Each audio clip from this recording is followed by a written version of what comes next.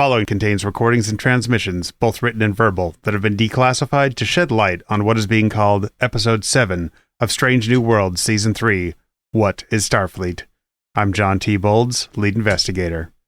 Joining me tonight are my co-investigators, an agent who, by all accounts, believes all fictional films are documentaries, including Highlander, Jesse Bailey. It starts with a narration. He says, "I am Connor McLeod," and then I assume everything after that is the story of his life.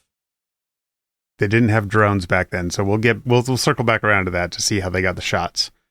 And the agent who will keep the camera rolling long after the director has told him to stop recording. Show some compassion, damn it.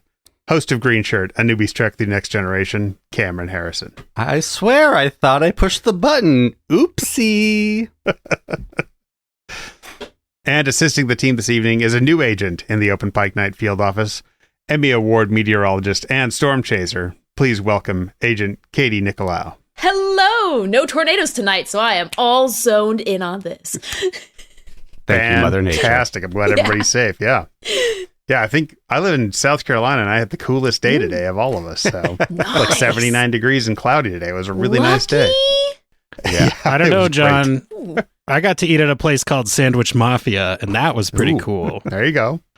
There you go. Up in the mountains. Yeah. Hey, we can always have a cool off at some point, but tonight we have 14 callers and some write-ins, and a lot of people have a lot of thoughts about this episode. Well, speaking of that, guys, I'd like to suggest something here. I think before we get into the conversation, I want to take a temperature check with everyone. I kind of want to get our general gist on this episode, because I know for myself, I've got some very nuanced, very fluid thoughts and feelings on this episode that I feel need to be contextualized up front. And I also think, so I will just say, I like this episode a lot. I do. But it's also an episode that does not exist in a vacuum. It cannot exist in a vacuum. It is a different episode 1 second after I watched it than it was after having multiple conversations with people in our Discord and spending many hours thinking about it. So while I like it a lot now, I might love it by the end of this 90-minute conversation. So I just want to check in now and check in later. Okay. Right. I think I'm at 98.6, which is pretty normal. The temperature in Portland today. Perhaps unsurprisingly, I also really liked this episode. The first time that I saw it, I didn't know how I felt about it. Mm-hmm. Like, I had to sit with it and watch it again. There were parts of it that the first time I'm like, oh, I love this. And then there were parts of it the first time where I was like, are they going to go there? Is that what they're talking about? Are they asking these kinds of questions? And then I think the first time I finished watching it, I texted both John and Cameron and said, this will be the most divisive episode of the season. So it doesn't surprise me that there is so much discourse around this episode. And I think that's a good point, Cameron, that my feelings have evolved on it through the last couple of days. But I'm landing in the same spot, which is I liked it a lot. And I'm excited to get into why with you guys. Mm-hmm. Katie, how about you? Yeah, my temperature was in flux throughout it. I mean, we had warm fronts and cold fronts back and forth. It was, but it was one of those things where I sat on it, and I have the really unique pleasure of working in journalism. And so I watched it, and then I went to work, and then I came back and I watched it again. And it was really interesting to digest it over a 24-hour period. Like, you have to let it sit. And so, yeah, I mean, I'm on the I liked it side. For sure. And even just listening to other conversations about it too, it's more solidified me in the I liked it side. Mm-hmm. Yeah. Mm-hmm. Yeah, we've got a journalist and two people who've worked on documentaries, so this will be an interesting conversation. Yeah. And that's why from the first watch, I like this episode. I think it's a good episode. I think it's a heartfelt episode. I didn't really like the documentary. The first time I watched it. Having watched it again and having talked to writer Alan McElroy about it, I do like the documentary more, but I can't get away from picturing, young Ensign Riker having to watch this for Starfleet film studies 100 years later, and everybody in the class, she's being like, oh, here comes the part where Beto just completely flips and just starts shilling for Starfleet at the end. So, there's going to be, like, you do have to look at it for what it is. If you're calling it a documentary, it's like, is it a good documentary? Oh. But it's a very well told story, that's for sure. For being an episode of Star Trek. Yeah. There's some tropes you have to exactly. accept. Yeah, exactly. And I fully accept it because it's telling a story, Yeah. There's things that Beto focuses on. It's like, the only reason you're focusing on this is because we've seen 26 episodes of the show before this documentary. So, yeah. But, well, let's hear from one of our first callers. Here is Abby with some thoughts. Hey, Open Pike. Abby Summer from the First Flight podcast. No preliminaries this week. I had an actual physical reaction the first time I watched this. My stomach twisted and knotted. I got cold. I got twitchy and pacey. Part of it is the shaky camera work, the handheld nature, the constant motion. That's just a me thing. It makes me kind of queasy. But by the end, even after a second watch when I knew where this was going and saw the crumbs that were being laid out, I'm not sure. I get the message they were trying to go for. I'm not sure it actually worked. And where's all the footage he shot before this? Not a single shot of Pelia after all her hamming stuff up for the camera? I mean, come on now. And Neota deserves better. I'm glad we know that Beto is not her endgame because she deserves better. Everybody gets to make mistakes and be forgiven, but this one is pretty big, especially since he's sending it out to the universe. I hope when Erica found out about this, she read him the riot act, gave him a haymaker, and then gave him a hug. By the way, her quarters, amazing. Okay, a couple things I really liked here. Mbenga shines with what he can and cannot say. Love it. Okay, love the off-duty outfits. The Bolian birthday muumuu, La'an's hair while doing her drills. The Lutani outfits in teeth shape mirroring their head shape. That's amazing. Always love the earrings on Neota, but Marie and La'an have cool earrings this time as well. Plus, Una's nails are still on point every single time. Loved her metallic polish taste. And the food. I don't have time for that. So, signing off. Hope this finds you well. How did we not ask Alan about the Bolian birthday? I Yes. need all the details about that. Yes. Well, so I know that it's tempting to spend 90 minutes on the Bolian birthday, Yes. but Whew. to Abby's point, I think this is where a lot of people are hanging up on this episode, right? Did it do what it was trying to do? Mm-hmm. And I can only answer that with a question, which is, what do folks think it was trying to do? Mhm. Like, is it even attempting to answer the question, what is Starfleet? Mm-hmm. Or is Beto trying to answer that question for himself?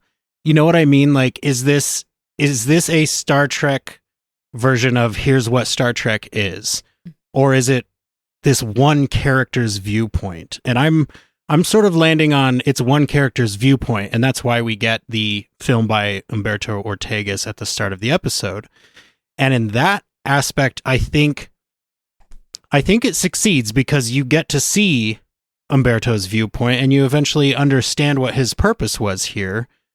But I can absolutely understand why folks might not click with this episode if they were expecting it to really answer that question, because the closest the episode comes to answering what is Starfleet is it's the friends we made along the way, right? So I could see where that would be unsatisfying for folks.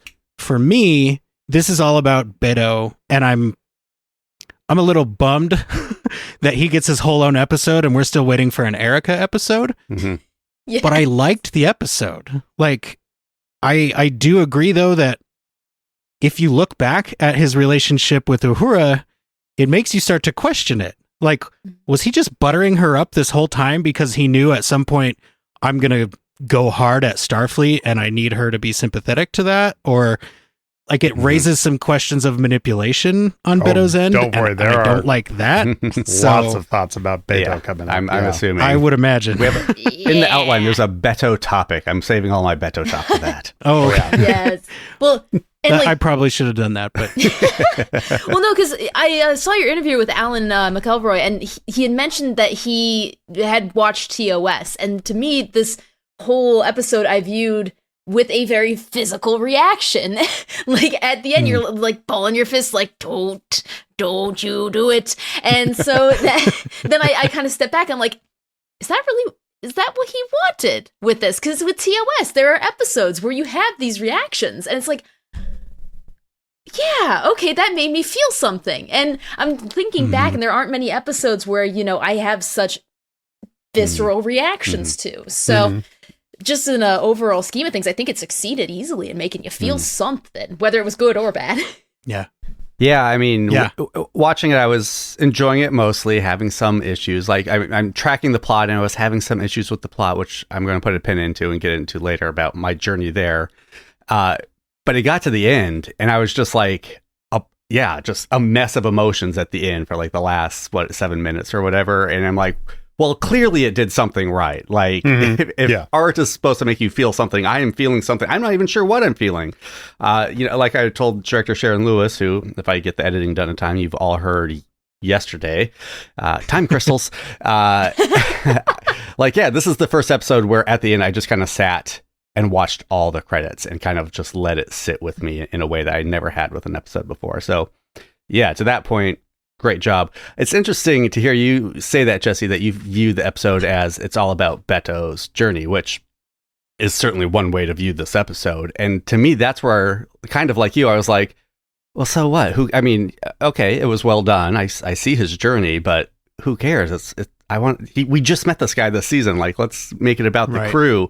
And so I do think it is more, and I do think, it doesn't give a simple answer about what is Starfleet, but there is an answer, and I don't want to, I want to hear from some other people before we really crack into that, but it's there. Yeah. I think there's just, every time I get through one layer of this episode, I find another layer to dig down deeper into, and that's why I've kind of been going on this journey of like, I don't know if I like this. Oh, wait, now I get it. I do like that, but what about this? Oh, now I get that. And it makes the viewing and the thinking about it as engaging as the viewing, I guess. Yeah. And that's part of why I chose Abby as one of the singular callers instead of the montage callers. One, it was her turn in the rotation. And two, I haven't ever heard Abby so out of sorts about a Strange New Worlds episode before. But also, if you go back and listen to her call, there is a lot in 40 minutes of this episode, and there is a lot in this episode. Like, you could watch this episode again and again and say, I'm only watching Spock this time. Now I'm only watching La'an this time.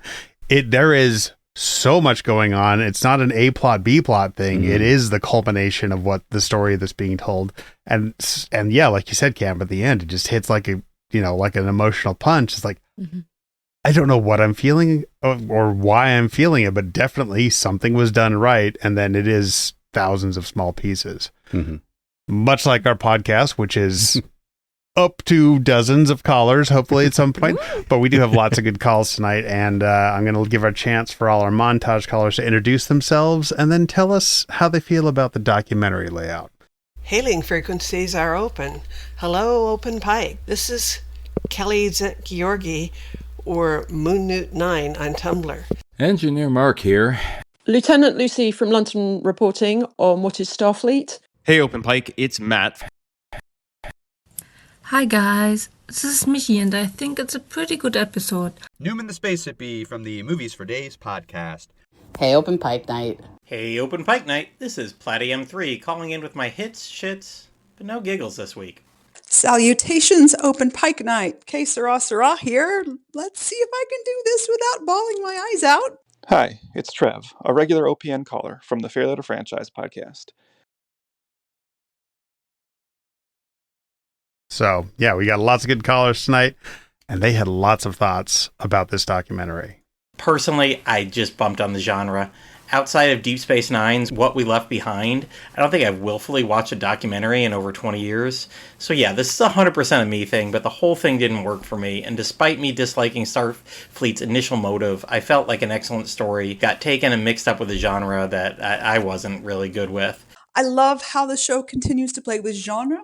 I totally want a behind-the-scenes commentary track on the DVD, talking with the production crew, that breaks down how they made all of these angles, all of these shots happen so that the episode looked like a documentary.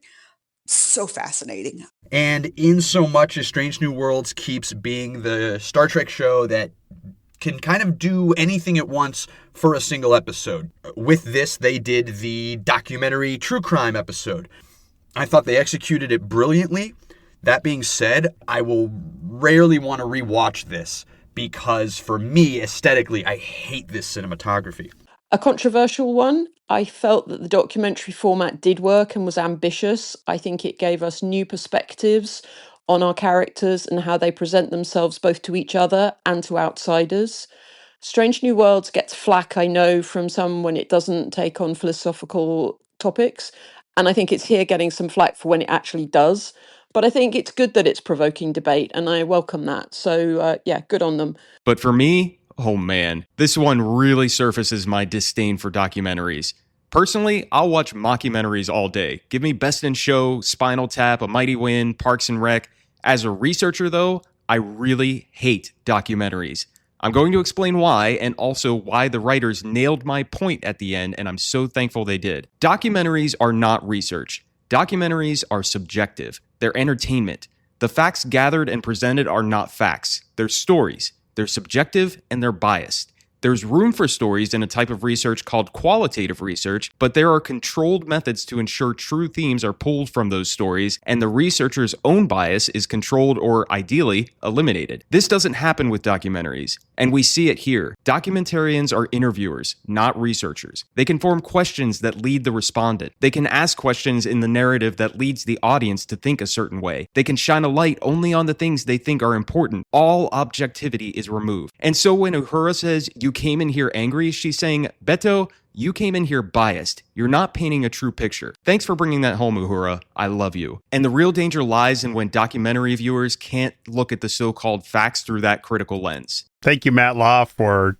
explaining that so well at the end of the montage that we don't have to explain that. Like, awesome. Yeah. Work complete. And I think that might have been intentional. I think this episode might be a documentary style, but also be like a commentary on documentaries, because one thing I kind of bumped on at first was like, the documentary feels like it's answering the question at the end, but when you really look at it, it's not really doing that.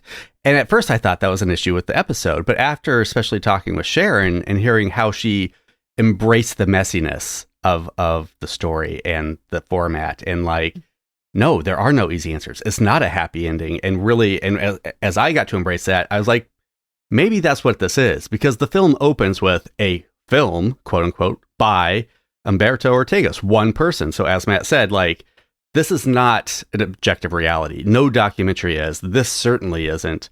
Maybe we're supposed to embrace that. And to Jesse's point earlier, like, this is Beto's answer. It doesn't make it a good answer. And it doesn't mean we have to accept that answer, that there's more in this episode we can pull out to form our own opinions. So yeah, that was one kind of aspect that I did enjoy about the documentary format. It felt like a cautionary tale almost, and for our real world of, there's a lot to be angry about, but if you don't step back and go objectively into it, like, you are going to have your lens put smack on the camera, and it's very hard to break that lens off. It's super glued on. And it took 40 plus minutes to get it off in this episode. I want to make a dirty joke so bad. Yeah. Do it. Hold it. Now do it. I think between... that was the joke. Me saying I wanted to make it.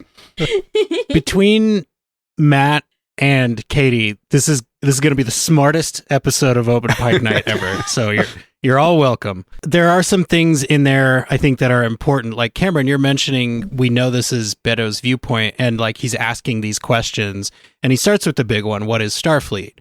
And then he gives you the smaller ones, like, what separates a federation from an empire? But he's the one asking the question, and then he answers his own question by saying, here's what's on the ship that we know about, here's what's on the ship that they won't tell us.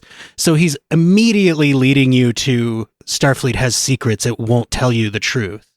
And it's like, well, I mean, there are businesses that won't give you that information if you ask for it.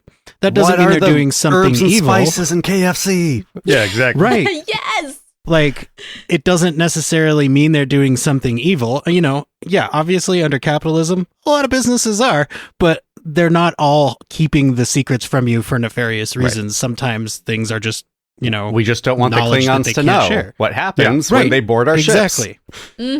And then something that Platty said, it hit home with me, but I think I have a reply to it. And again, Platty, this is not me telling you that you're wrong. I hope that nothing that I say tonight comes across that way.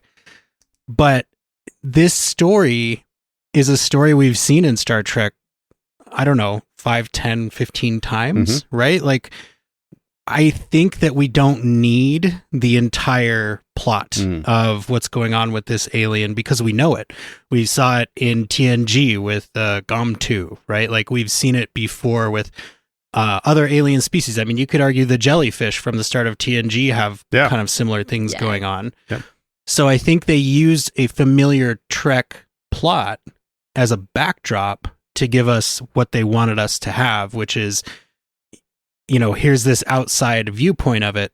And to the caller who mentioned that Strange New Worlds gets flack for, doing and not doing, I agree with that completely, because so frequently I'll see on social media people being like, I want a Star Trek show that's about the people that aren't in the Federation and they're not in Starfleet. I want to know how they view this whole thing. And now we have this. Yeah, I say that. And there are people that are like, I hate this. Why did they do this? It's like, this is the thing that you asked for. And obviously it's meant to be a little uncomfortable, but I agree with you. This show does definitely feel damned if they do and damned if they don't. Again, this is not me saying everyone should or has to like this episode. I just agree with the point that it feels like sometimes folks want it both ways. Do you think it would have been received warmer if it was 26 episodes a season instead of 10? Because I've had this debate with my friends. Absolutely. Yes. Every one of these, I think people would have. And I understand that criticism for sure. I feel that a lot. At some point, you just have to be like, look, this is the show these filmmakers want to make. Like, every Star Trek show has its identity. This is the identity they chose for Strange New Worlds. Accept it or don't, but you can make that choice. And I do think more and more Strange New Worlds, like, there are some things that they have or will do in Strange New Worlds that even I am like, is this really what we need for a Star Trek show? But you're talking about puppets. I'm talking about puppets. This show is a response to the time that this show is being made in. And I more and more am convinced that they're like, we know we're going to get shut down after 4 or 5 seasons. We know if we see 50 episodes, we're lucky. So fuck it. Let's make something fun. And let's make good Star Trek that, yes, might make people uncomfortable, but it's memorable Star Trek and it is good Star Trek. So to the point about, one great aspect I like about from the very moment I watched this episode, I was like, oh, it's a very classic Trek episode done with this style, done from a slightly different perspective. Love that. And to your point about like not needing all the story, I agree. There was a moment where I was like, I don't know what's going on with this one doctor who dies. Like, why did they attack the monster? Like, were they scared it was going to get out? Did they feel bad about what they did? I think in a different episode, a standard episode, I would have been upset if they didn't tell us that. But here I kind of was like, no, that's the whole point. We don't know. We don't get that answer. The camera's not there when he says it, and he doesn't say it. And that's what this whole episode is about. It's like embracing and accepting the no easy answers. Yeah. To Katie's point, it's Beto choosing which parts of this you get to see. And he's 90% of it, he's choosing the parts that will make you agree with him. Right? So it's like he presents this two-sided conflict, and then he just shows you Starfleet going about working on that conflict. And it's like he's shooting it in a way, he chose where to make the cuts in the dialogue. Like, he is painting a picture, absolutely, with only very specific colors. And I think that, my guess is that's part of what people don't like, is that it's so clear right away that he has an agenda that it's not like something we're figuring out, right? It's not like, oh, hey, wait a minute, Beto's not on the up and up. It's like, it so quickly that I could see you'd be like, okay, that's the plot. I kind of wish they'd sprinkled some Easter eggs earlier in the season about that too. It was kind of a little bit like, oh, that's what he's doing. Okay. All right. Right. Yeah. Right. Yeah. I will say, having made a documentary at about the same age that Beto is making his documentary, mine is far less biased than his is, Matt Law. You would definitely enjoy it more. It includes several similar themes, the death of something beautiful in the middle of the documentary. Like things do happen. So, yeah, he's a kid, and we will talk about Beto pretty soon, but he is a kid, and there are comparisons to be made to other shows with this format. Well, to that point, like, and to Platty's point, and actually, there's only one sequence where I was like, oh God, this editing. What is this Gen Z editing? Like, just why are we cutting to Erica when she's not talking, but she is talking? And it was really that one sequence with Erica. And it just reminded me when I was working on a documentary and my director was about 20, 30 years my senior, I had edited like a montage and showed it to him. And he's like, oh, you're cutting, like the camera's moving and then you cut to a still shot. You can't do that. Maybe it's because of your age, but you can't do that. And I was like, yeah, I don't know. I don't think it's so bad. And now here I am watching this film by Beto, 20 years my junior. And I'm going, you can't do that, Beto. It doesn't make sense. You just can't do that. So that's probably my age. I promise we'll get to the next call. But Cameron, how would you feel if the whole thing was shot vertically? No, I'm sorry. I need to clean release that the up. vertical cut now. Shut your mouth. But 100% I can relate with like, oh my God, like shallow depth of field rack focus B-roll is just a documentarian's kink. Can get behind that. Back and forth, rack. Yeah. And what's truly beautiful about this being a documentary, this format, and I talked about it in our other interviews with the creators, is that this is the only episode of Star Trek where the episode itself is canon. This episode exists in the universe of Star Trek. When we watch it, we can imagine ourselves being Federation citizens watching something. Yeah. The music in this is it's the only time all the music in an episode exists in that universe, right? Like every frame, every cut. And that's kind of a fun way to watch it. It's a great lens to watch this through. And I don't know, that's exciting. It excites me. And then Platty, I have to suggest you need to watch the documentaries Trekkies 1 and 2. They are amazing documentaries. They are an amazing look at the Trekkie fan culture, and between the first and second one lies the greatest character arc you have ever seen put into cinema. And I don't want to say more than that, but there are some similar characters, and the growth of these characters is beyond anything you can imagine. Yeah, and it's beautiful. Agree. All right, well, let's welcome a new caller to the Open Pike Night stage. Here we go. Hey, this is Daniel, a.k.a. your human Dabo wheel, from the Polyamateur Hour podcast. I was blown away by this episode, not because of the documentary gimmick, but by the utter commitment to the point of view of an unreliable narrator for a full 3/4 of its runtime. Star Trek has a habit of spelling out its message to the point where you can almost hear that "the more you know" jingle, but this one stuck to its guns, so many guns, and gave us 30 minutes of anti-Starfleet propaganda before it finally turned earnest. And at that point, the pivot felt well-earned. In an episode packed with excellent performances, Celia Rose Gooding in particular was astounding, with a range from confidence to discomfort to heartbreak to stifled moral outrage and back to confidence. If you want to make sure that I tear up, have Celia's Uhura give a speech about Starfleet as chosen family, and I'm a puddle. And I have to mention the writing. Every character's development seemed to move forward. The documentary conceit never messed with my suspension of disbelief, and that starts with the writing. And the script wasn't afraid to use the C word, that is, colonizer. And that made the story feel very of the moment in a way that felt new for the usually mid-century futurist Strange New Worlds. All right. That was so well said, I don't know how to follow it up. Yeah. So, Daniel, and it was so good to meet you at Star Trek Las Vegas. Like, we should probably explain the human Dabo wheel. That was going to be my first question. Like, I need to know what more what explanation is there. That means Daniel was a human Dabo wheel. Oh, okay, all right. Yeah. No, his costume was so good that was it Chase Masterson asked to rent it from him, and they just gave it to her because they didn't want to pack it back. Smart. Nice. Yeah. Amazing. It was brilliant. And we got to meet Daniel, Nicole, and Laurel from the Polyamateur Hour at the bar Sunday night, last night of the convention. And they were just an absolute joy to spend time with. And then we got to run into them the next day at the airport. And that was like, I'd never run into people at the airport that I know. I mean, I was there with Cameron, but I already know Cameron. But it was like this nice little epilogue to the whole trip. And I just wanted to say thank you so much for the kindness and the conversation that you brought with you.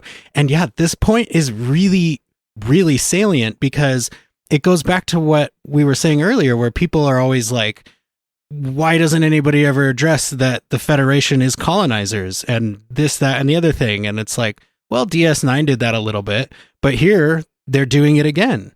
And it just because Beto ends up being an unreliable narrator and not honest with some of his footage, it doesn't mean that all of the questions he's asking are not worth asking, right? Mm-hmm.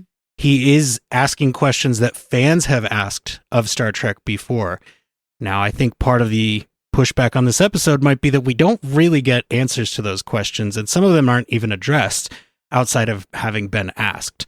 But again, what an amazing first call. Thank you, Daniel. Absolutely. Yes. And welcome to the Open Pike Night stage. Well, I think tying into it, too, is the idea of flying too close to the sun and too close to reality here, because we, in our current society and everything, there's ways that we can view things. And if you want to, you can spin a narrative on social media, or you can spin a narrative online. And it just, knowing that an unreliable narrator happens in real life, and us knowing what Starfleet really is and just being told the complete opposite, I think that just grinds like sandpaper against people as they watch the episode. But that's the emotion that they're trying to get out of you. So you have to kind of appreciate what they're doing to the fandom while they're doing this. It's like puppet master. Oh, yeah. Mm-hmm. There is probably more puppet mastery in this episode than any other Strange New Worlds one so far. Yeah. It's pretty incredible work. I know my strings have been pulled. Not a sex joke. Not a sex joke. For me, my personal touch point was the Bowling for Columbine documentary, where cause I'm in Colorado. I went to school here in Colorado. That's where Columbine happened. And the first time I saw Michael Moore's interview with Marilyn Manson, I was like, oh, this poor rock star, he's been completely misunderstood, and he's actually, very smart, and, these are great points that he's making. And then I spent years being like, hey, don't blame Marilyn Manson for this. And obviously blaming a musician for an atrocity that they did not personally commit is a little wacky.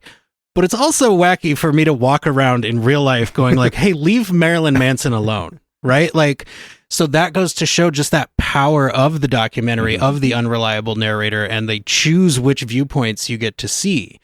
And it wasn't until I was older where I was like, well, yes, he deserves to not be blamed for this, but it's possible that he's not the world's nicest person and should not necessarily be be right? So Jesse's song pick tonight is definitely Down in the Park by Marilyn Manson. Well, way to spoil it. But my point being, he can defend himself. He doesn't need some 17-year-old walking around going, that's not his fault, right? Yeah. Like, that's his job to defend himself, not mine. Oh. I did kind of want to see the Michael Moore version of this episode. Like, there's dozens, hundreds of documentary styles they could have done. It would have been interesting to see Beto chasing people down and doing funny cuts and stuff.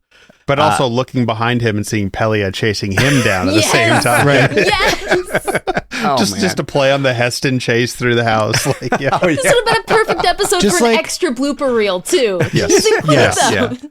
I mean, it is this episode. The closest thing you get to a joke in this episode is Pike's smirk after he says something's classified. That's the only. Actually, there was one part I guffawed when Spock hands La'an a coffee. But that's only because I had just watched Naked Gun, the new Naked Gun, and that's all I'm going to say about that if you haven't seen it. Nice. I can absolutely see the narration Una tells me that Starfleet is for the good of everyone, and then she pats me on the shoulder with perfectly manicured nails that have titanium dust in the polish. So really, is it for everyone? That's my Michael Moore. It's been a while since I've seen Michael Moore. It's a pretty good early 2000s Michael Moore. Yeah. I thought you were doing... That's where I know him from. Who's the guy who does the rehearsal? Oh, Nate. Yeah. Yeah. Not Nathan Nate Cohn. something? That's completely different. But yeah. Fielder, right? I think Nathan so. Fielder, yeah. I think so. Yeah. Well, to quote another sci-fi property that uses a documentary format, would you like to know more about Beto or what is Starfleet? Where do we want to go next? Let's build up to Starfleet. So let's. Okay. Yeah, let's get Beto out of the way. Yeah. Rip the All Band-Aid right, off. here we go. Let's see what the callers had to say. While I really did enjoy the character depth we got from the straight-to-camera testimonials, especially for some of the season's more underutilized characters like Una and Pike, I still ultimately found myself questioning if the early sections of the documentary truly resemble a version that would be edited and released by the Beto Ortegas we see at the end of the episode, or even whether Starfleet would approve of a doc that highlights a mission so questionable it leaves the crew questioning their orders. Did anyone in Starfleet PR think for 1 nanosecond that Beto could potentially be even anywhere close to objective, given his association with a crew member? Maybe everyone in Starfleet PR needs to be fired. Also, not working for me, similarly, is Boytegas here. Every time he pops up on screen, it just means fewer minutes with our starring crew, Sam Kirk, or Pelia and Scotty, that seemingly kind of are only recurring characters at this point. And now here he is taking up almost 4% of the series runtime so far with this episode. I know we'll get more Erica, and we did this episode, but I want more Tegas, not more Tegases. Finally, what a dick move casually just telling her friend died like that.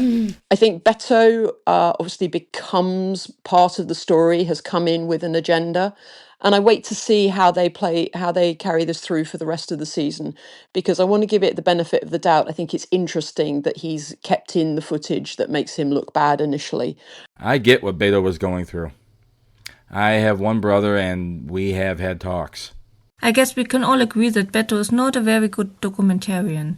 From the start, he lets his personal opinion drive his questions and choice of film material.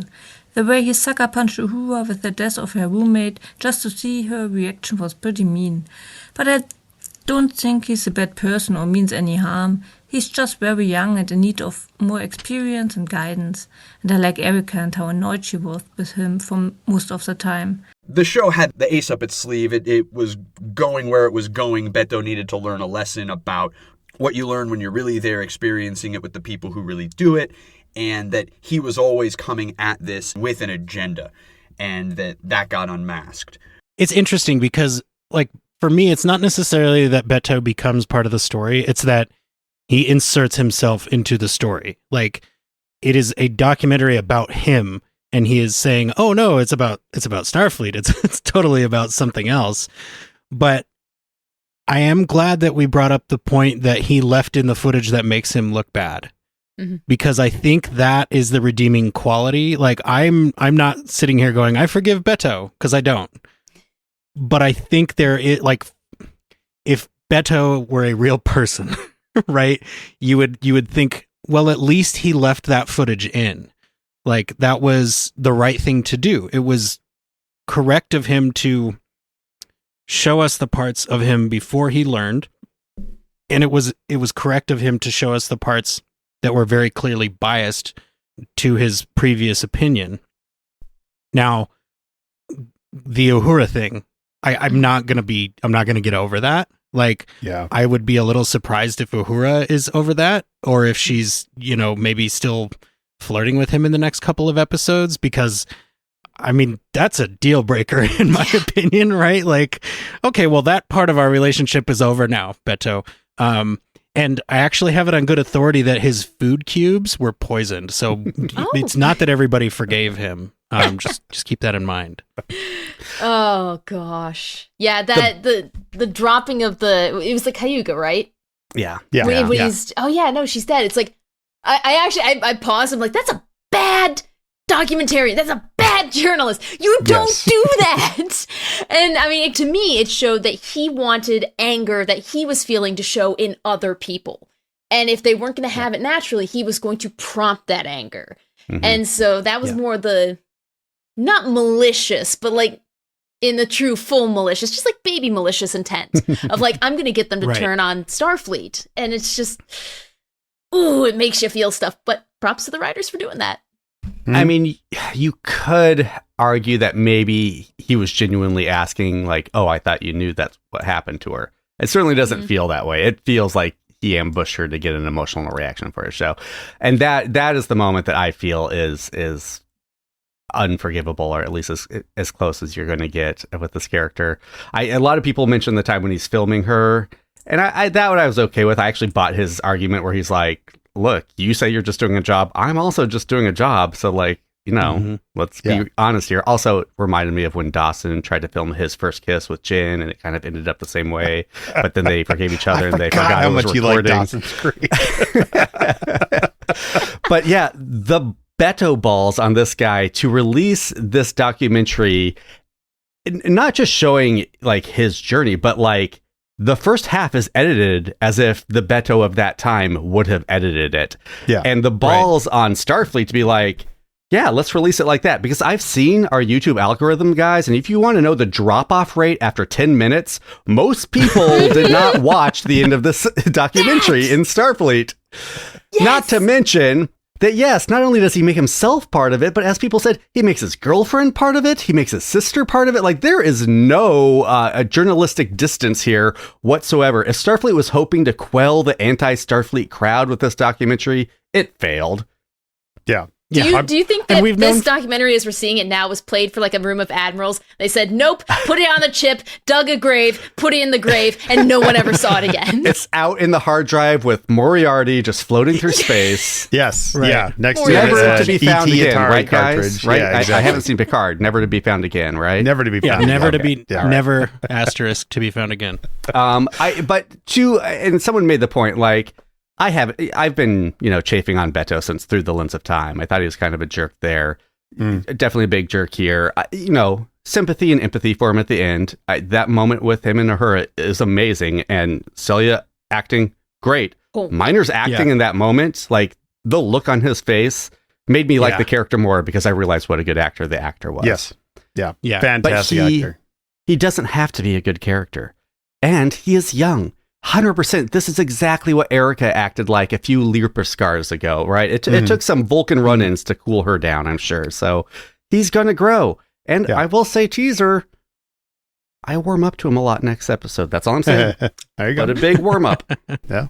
The 20 years on Beto still making this same exact documentary would probably still ask that same question, but he would not say, did you know she went down with Cayuga? He'd say, how did you feel with her loss on the Cayuga, hoping that it would elicit a response from her, but it wouldn't be as much of an ambush. It would still be a documentarian ambush because you have to do that if you're going to tell a story, which Matt Law pointed out. That's what documentaries are, is stories. Yeah. But to compare this, there are, I would say, my favorite that I haven't seen every show. I haven't seen everything. There's an episode of Stargate that features a documentarian, a two-parter episode that features an older documentarian who was played by Saul Rubinek, who was the collector who tried to steal data. And so he brings the heat. He really delivers what needs to be done with that episode. And they chose that two-parter to kill a main character.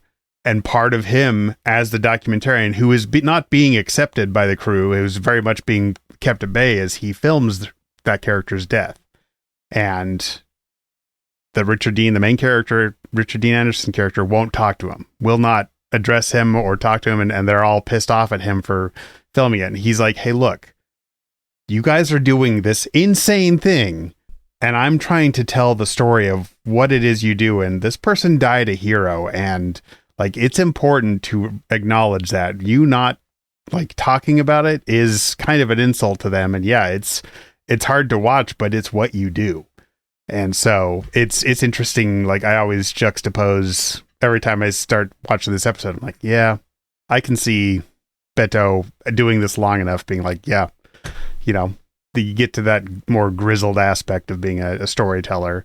And there are good different versions of all of these episodes, and I think this is it's going to hold up over time, and bet people will be like, this kid's a kid. Yep. And he'll grow up.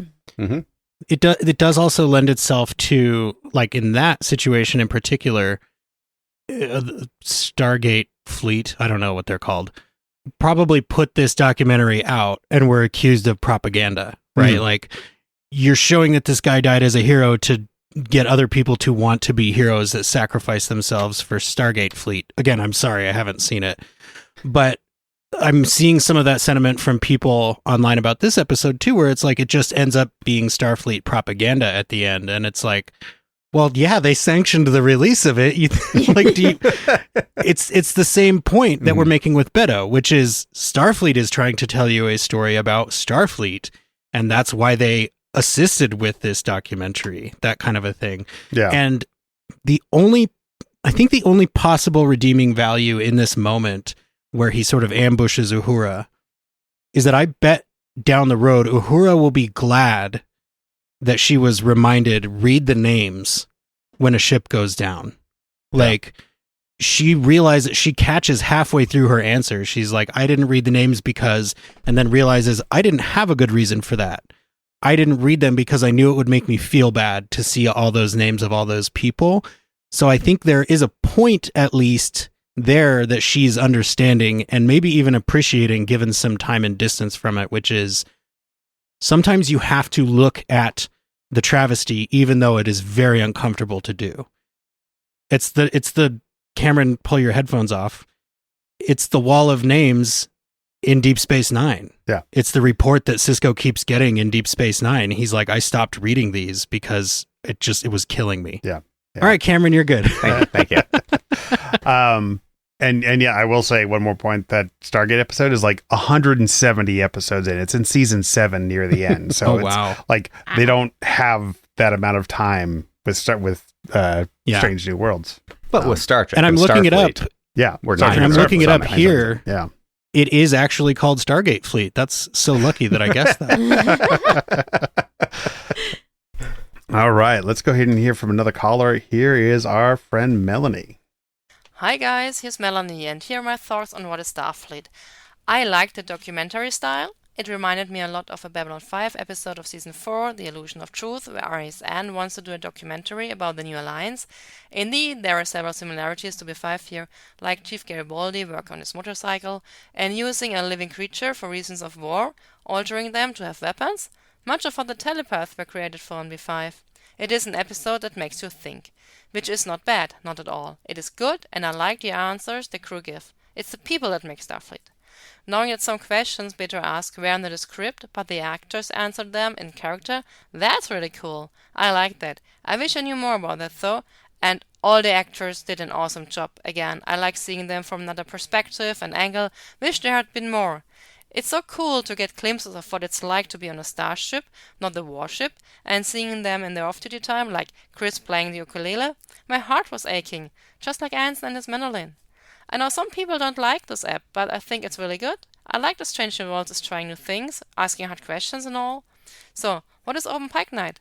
It is a meeting pot for fans who discuss their beloved Star Trek. It's a chance to tell your opinion about a certain topic. It is a means to get to know other like-minded people. I enjoy being a part of it, and I'll never forget Cam reaching out and replying to me when I needed someone to discuss Strange New Worlds. Thanks for your podcast. I love it. Live long and prosper, Melanie. Aww. Whoa, we're like halfway in, and all of a sudden we're starting to talk about ourselves as part of this story. What in the world is going on? It's thematically appropriate. Give me more of those, John. Play the rest. Well, thank you, Melanie, because a lot of times I'll see someone on a social media or Reddit or Facebook be like, oh, I like Strange New Worlds, and I'll reach out and be like, by the way, there's this community, and it's nice to know that doesn't always get lost in the void. Like, you asked, I responded, you responded back. That doesn't always happen, and I really am glad that you did. Yeah. And you've been here ever since. Yeah. It wasn't like, all right, I looked at their website, don't care. Like, you jumped all the way in, and that's, I mean, there is not a value that we can put on that. So thank you for doing that. And yeah, a couple things, like, we got to talk about Ortegas. If we don't get to see her ride that bike at some point, like, come on. Yes. Is it a hover bike? It looks like it could be a hover bike. I don't know what it is. Bike, right? It's the future, right? Like, it's the future, but toolbox design is exactly the same as it is today. Well, it's peaked. Yeah. Well, if it ain't broke, it's pretty damn good. Don't Exactly. fix it. Yeah, exactly.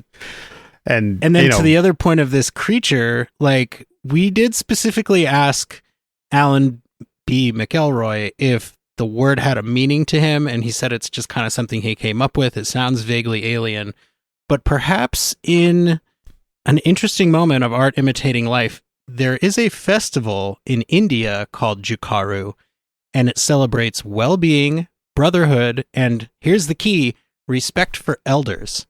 And this is the elder creature that they are disrespecting, who chooses to sacrifice herself to save her children from a similar fate. Like, if it's a coincidence, it's a hell of a coincidence, but I almost hope that it is pure coincidence, because it just is a beautiful parallel.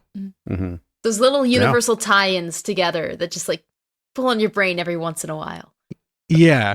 Well, to Melanie's point about Pike playing his mandolin, I mean, this may be the only time that someone's sister's boss invited him to his bedroom to watch him play his mandolin, and it didn't go terribly, terribly wrong. So, I mean, I gotta appreciate that moment. It doesn't happen a lot. I'm glad you said that, because when the second time I watched him, like, why is Beto in this room? Why is he here watching Pike practice? What was the conversation that led to this? Hey, why don't you come by and we'll light some candles? I'll strum my instrument, Yeah.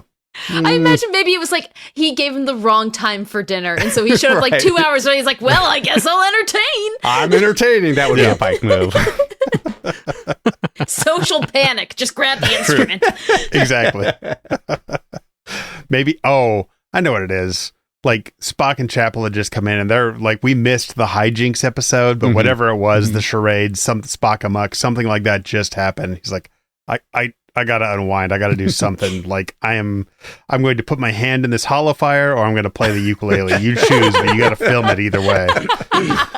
Beto's in there like, have you ever killed somebody? And Pike's like, anyway, here's Wonderwall. I've killed Wonderwall.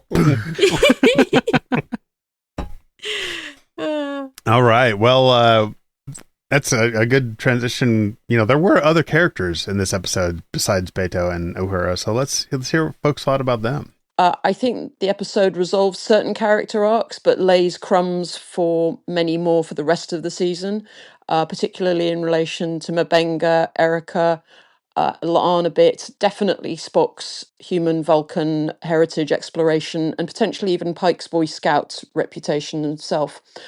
And I really love Pike in this episode. He handled Beto's presence very good, always calm, collected and professional and reasonable. His captain skills really shine through in this episode.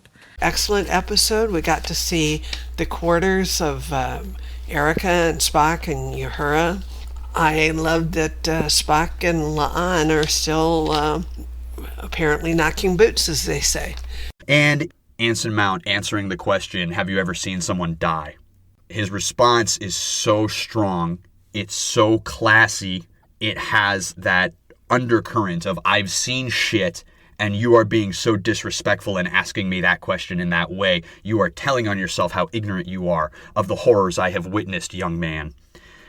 And he did it in such a brilliant way, and I just, all credit to Anson Mount and the writing and the direction. The cast in this ep gave some amazing performances, especially during those really uncomfortably close-ups.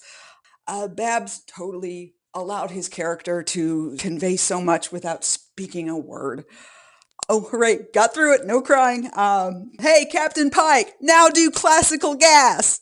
My Crusher connection this week, there are so many, because you could go to the high ground and attached, where you have two warring factions that aren't Federation worlds.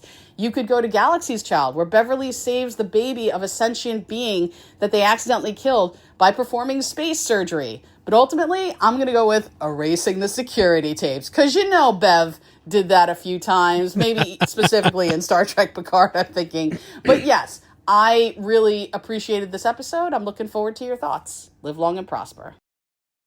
The fact that, and if I'm remembering correctly from my interview with Sharon, that moment with Pike was completely unscripted and just part of the improvised interviews they did with questions she had written, makes it so powerful. That moment, his story about having to put down the horse was apparently all improvised. What?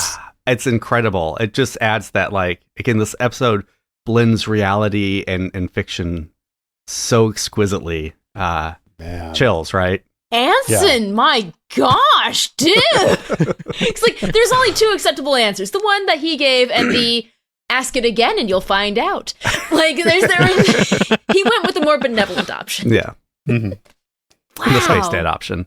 Yeah. And Alan McElroy said that one of Babs' respondents, like, intimidated Sharon. He's like, where are you getting these questions? It's just like, oh, crap.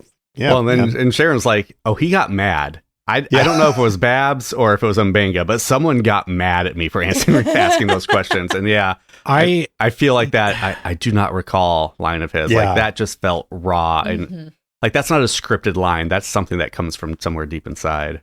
Just the way you can see it in his eyes. Yeah. Oh, the way he repeats it, you're like, whoa.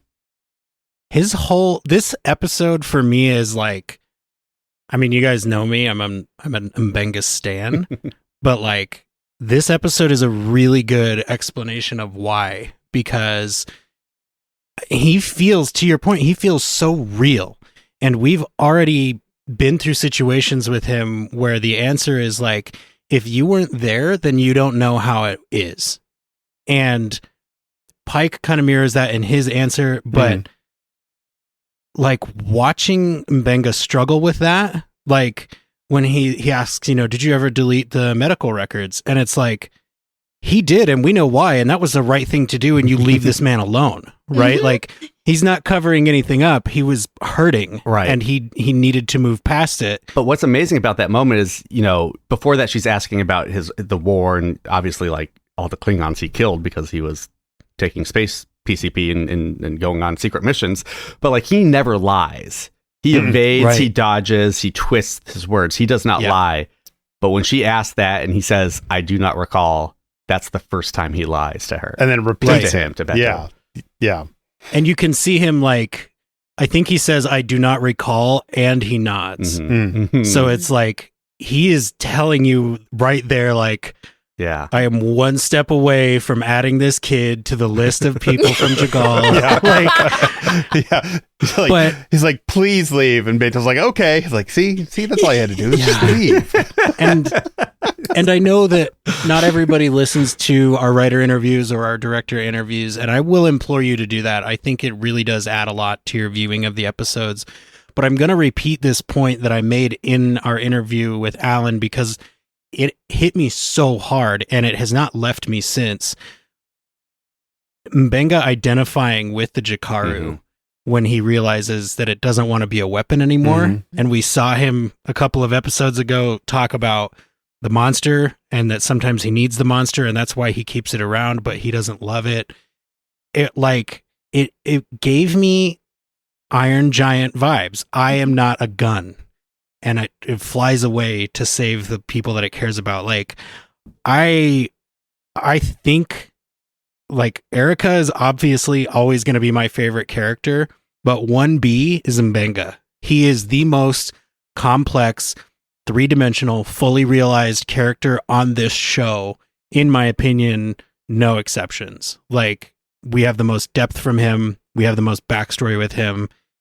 And the subtlety on his face when he acts is mind-blowing. And quite frankly, Emmy-worthy. I wish Star Trek in general would get more awards nods, but here specifically, especially for acting. For acting. Oh, yeah.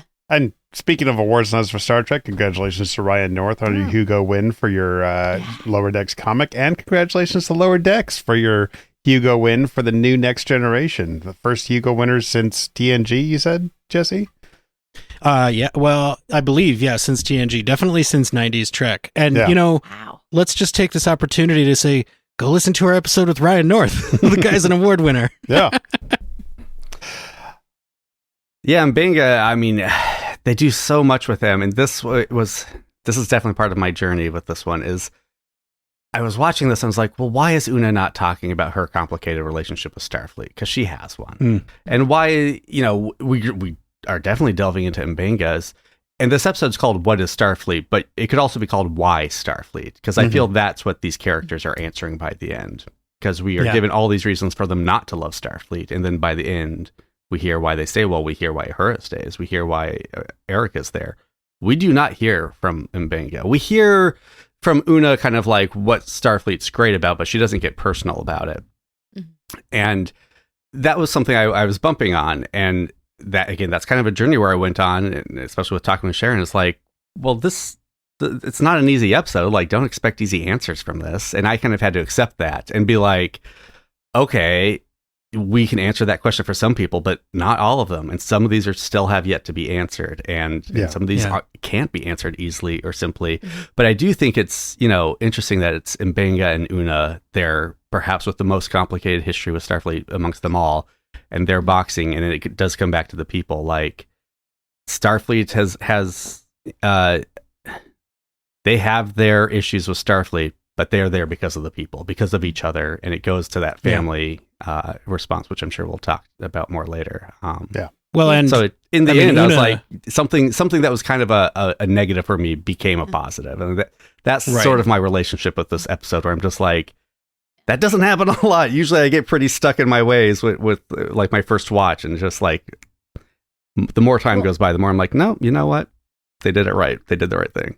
And in terms of... and Una was probably advised not to discuss her that was probably all still redacted. Exactly.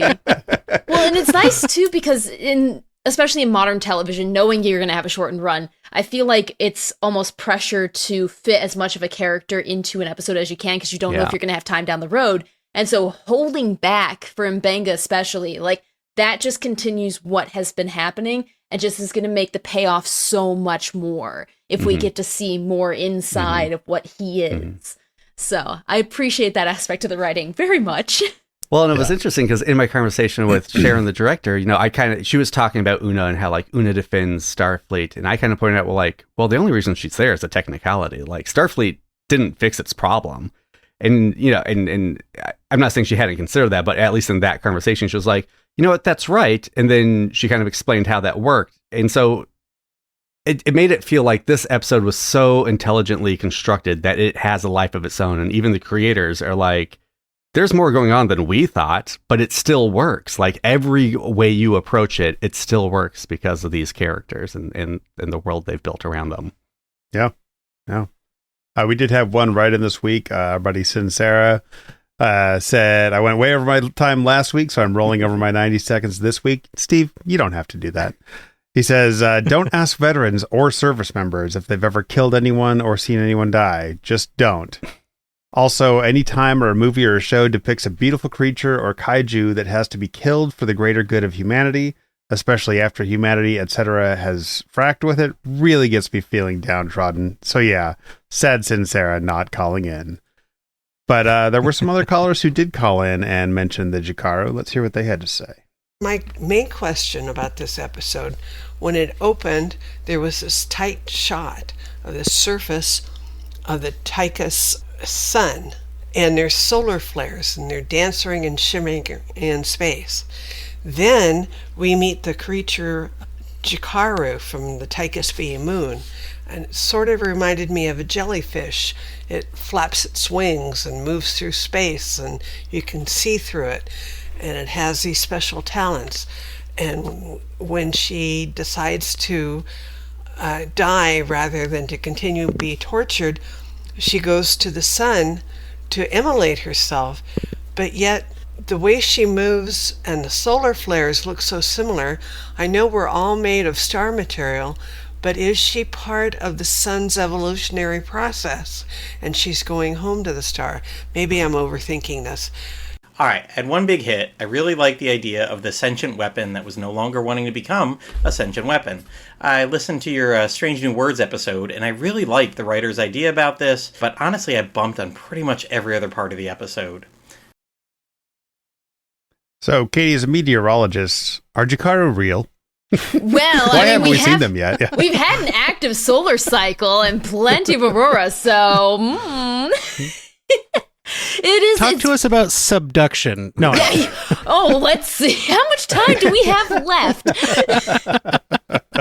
It's always cool. Even like, it's Star Trek. They're going to find ways to fit science and things into it. And I appreciate when they do science well.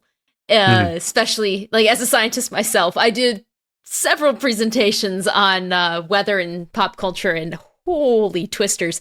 But no, it's cool to see that even though it was not anywhere near the main track of the episode, they still found like a way to do science and radiation and the sun and combining. It's like, that's my Star Trek.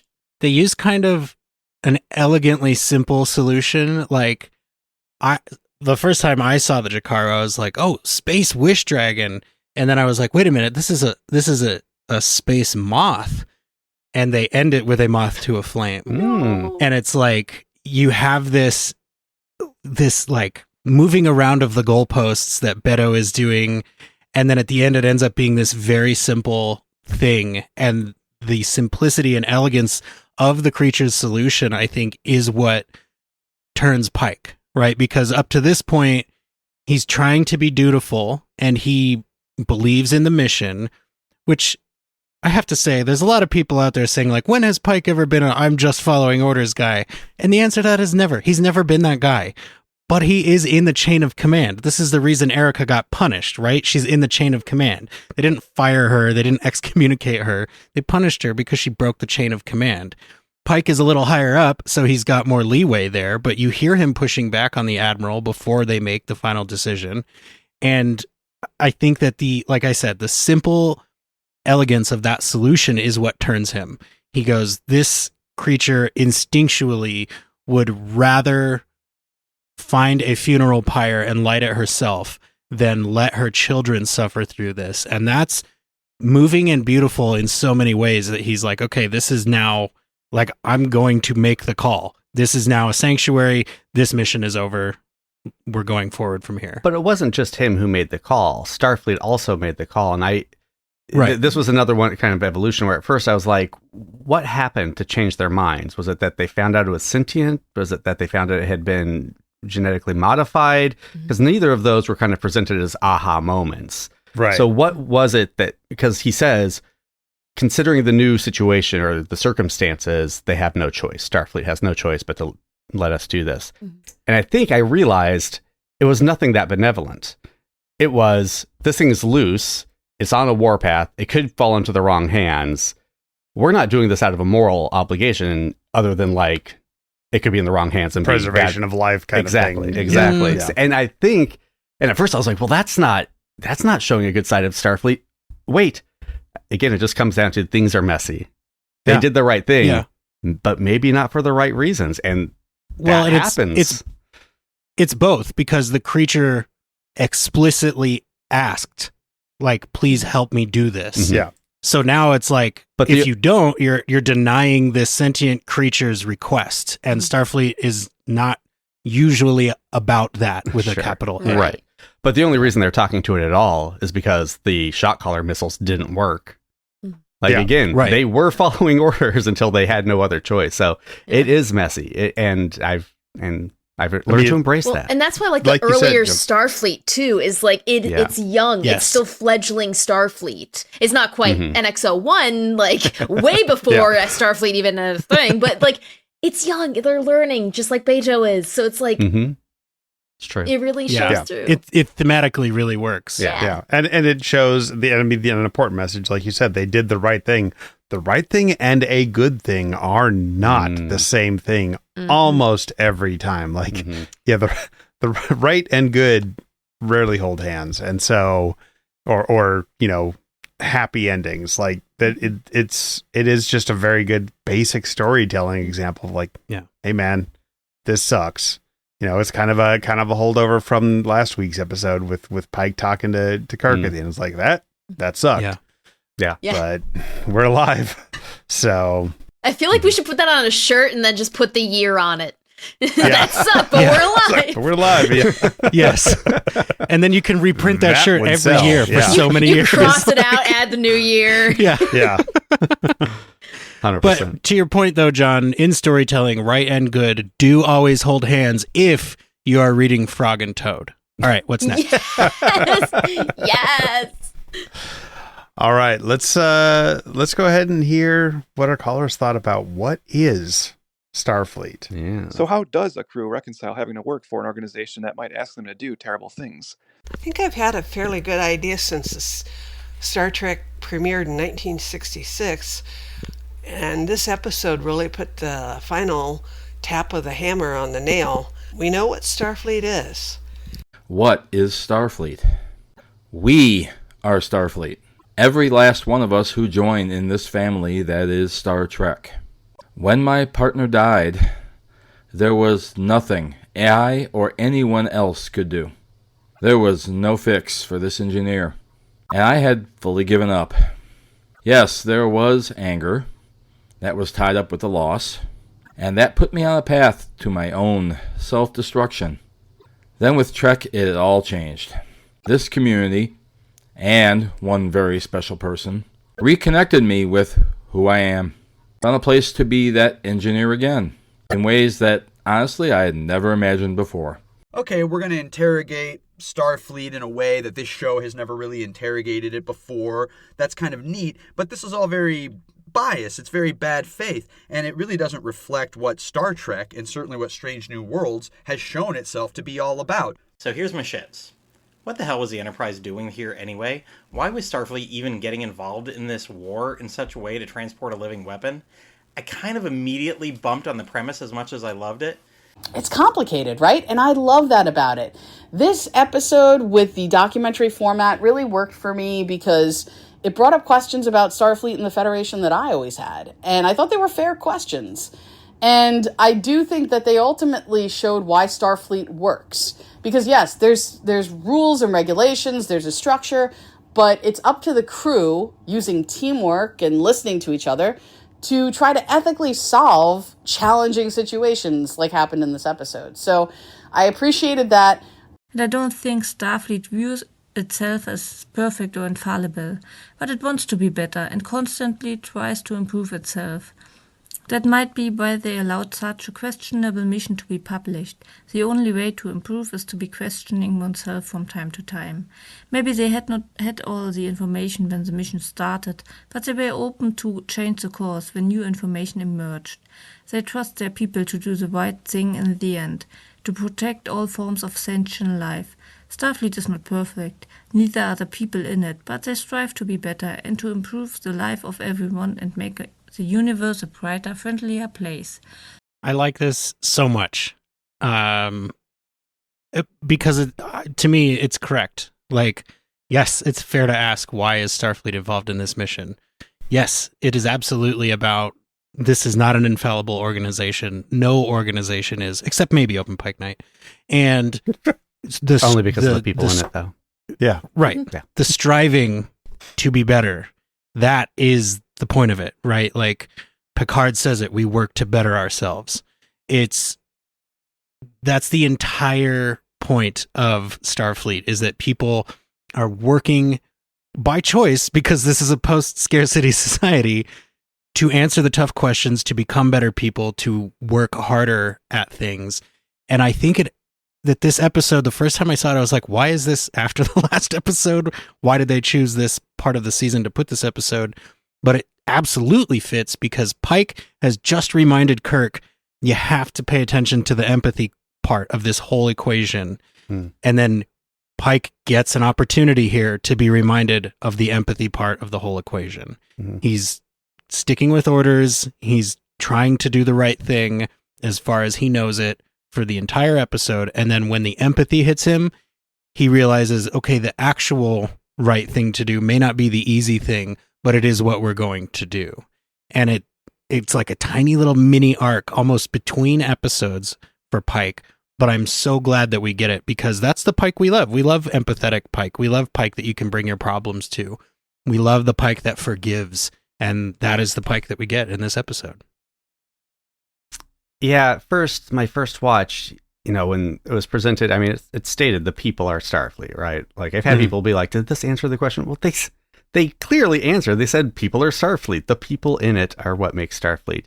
And at first I was like, that's trite and sweet, because yes, we love these characters. Of course we would trust these characters to always do the right thing. It takes me back to the X-Men thing. We're like, yes, Professor X is benevolent and amazing, and I would trust my life with him in the comics and movies. But if mutants are real in real life, I'm 100% supporting the mutant registry, because if they can wipe out humanity with a sneeze, that shit needs to be regulated.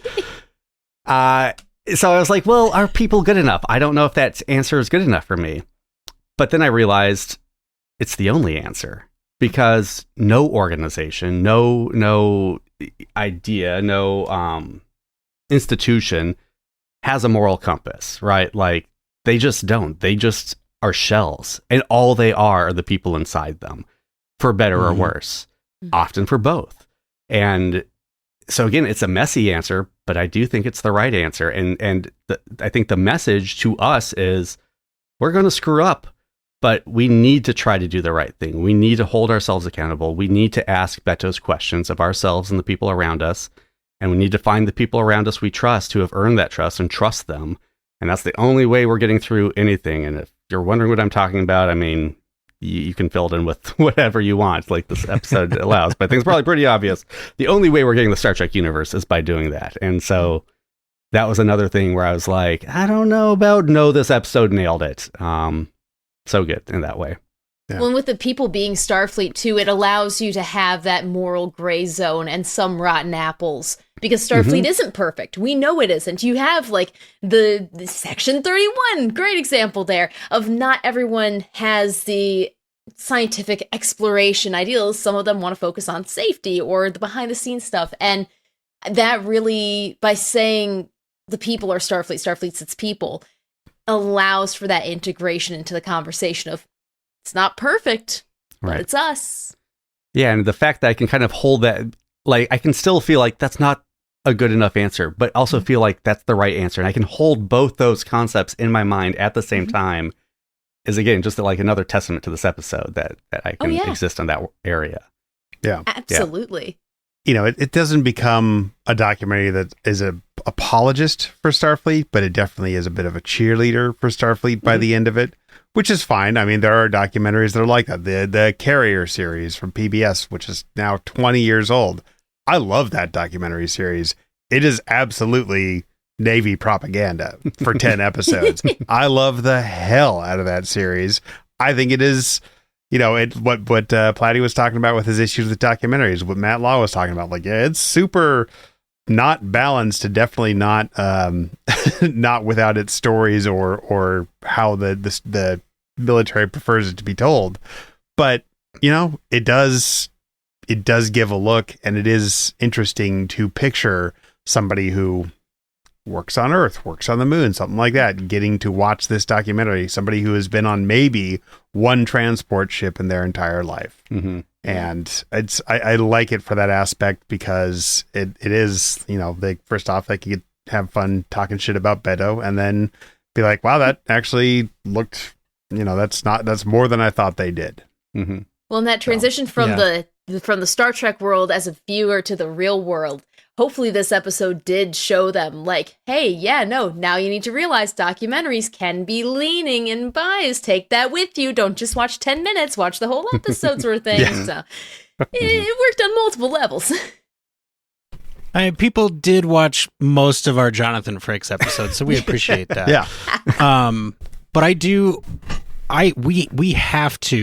I personally have to say thank you to Engineer Mark for the heartfelt endorsement of the Open Pike Night community, because, man, like, there is no greater story of community than that. I think this, for me, really mirrors my experience with Open Pike Night, because, you know, I had a podcast before this, and it wasn't a bad podcast. It was just a different podcast, but I was like, what is the raison d'etre? Like, why are we here? Why am I making this thing? Is it just so I can talk about this thing that I like?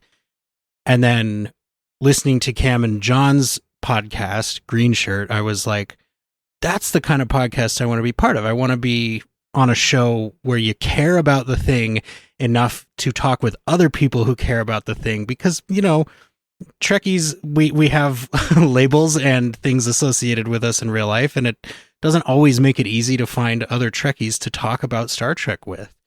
So this has absolutely become a community for me that I'm A, very proud of, and B, incredibly comfortable in, because, like, in our Discord, I mean, this episode has probably had the most Discord discussion for Open Pike Night of any episode. but not once did that discussion turn into you're incorrect about your reading of the episode, or like, oh, you're just not engaging with the material.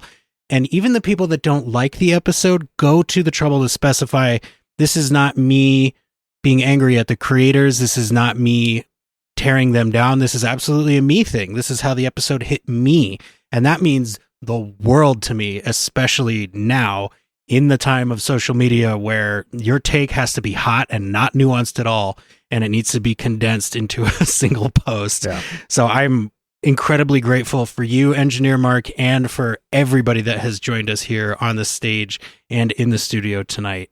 And I believe there will be more opportunities for me to offer that gratitude. Yes. Well, and that was the other answer of what Starfleet is, right? Family. I mean, that's what the episode says. It's a family. And I mean, again, families, whether by choice or birth, like they're not good or bad. It's the people in them that make them that. And it can be messy. You can have your crazy MAGA uncle who tells you all about the latest Fox News conspiracy at Thanksgiving, but you also have to square that with the fact that he sold a kidney to save your brother's life. Like, it is messy and dirty, and there are not simple answers in families. It wasn't his kidney, but he sold it.